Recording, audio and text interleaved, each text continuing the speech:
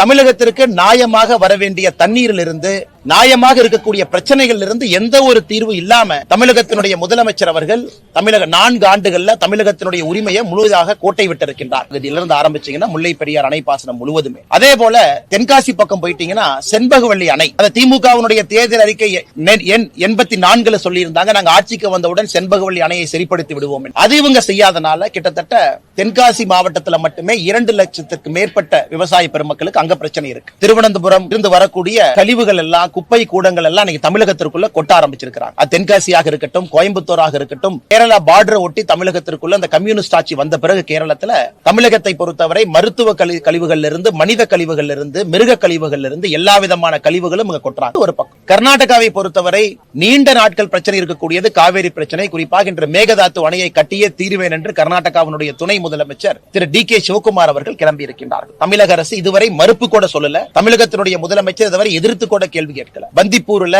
இரவு வாகன போக்குவரத்தை தடை செய்த பிறகு லட்சக்கணக்கான பொதுமக்கள் ஊட்டி, கூடலூர்ல அவங்களுக்கு பிரச்சனை இருக்கு. பல ஆண்டுகளாக கேட்டுக்கொண்டிருக்கின்றோம், ஹொசூர்னுடைய வளர்ச்சி பெங்களூரை ஒட்டி இருக்கணும். அதற்கு பொம்மசந்திரா பெங்களூர்ல இருந்து ஹொசூர் வரைக்கும் ஒரு மெட்ரோ கனெக்ஷன், அது சென்னை பெங்களூர் மெட்ரோ காரிடராக வர வேண்டும் என்று சொல்லுகின்றோம். அதற்கும் கர்நாடக அரசு எதிர்ப்பு தெரிவிக்கிறது. இப்படி தமிழகத்திற்கு நியாயமாக வர வேண்டிய தண்ணீரில் இருந்து, நியாயமாக இருக்கக்கூடிய பிரச்சனைகள் இருந்து எந்த ஒரு தீர்வு இல்லாம தமிழகத்தினுடைய முதலமைச்சர் அவர்கள் 4 ஆண்டுகள்ல தமிழகத்தினுடைய உரிமையை முழுவதாக கோட்டை விட்டிருக்கின்றார்.